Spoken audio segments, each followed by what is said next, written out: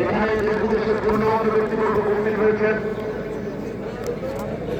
বিদেশের বিভিন্ন প্রিন্ট এবং ইলেকট্রনিক মিডিয়ায় আমাদের প্রাণপ্রিয় নেত্রীকে শ্রদ্ধা দিয়ে তাকে ভালোবাসা জানিয়ে দুঃখ প্রকাশ করে অনেক গুরুত্বপূর্ণ নিউজ ফলাও করে প্রচার হয়েছে।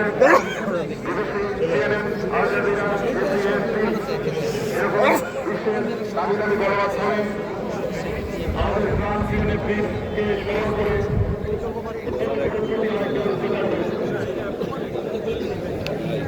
যারা ঢুকতে পারছে না তাদেরকে সহযোগিতা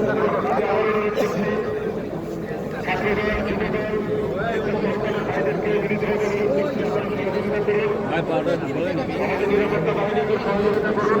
আমাদের নিরাপত্তা বাহিনীরও সহায়তা চেষ্টা করছেন।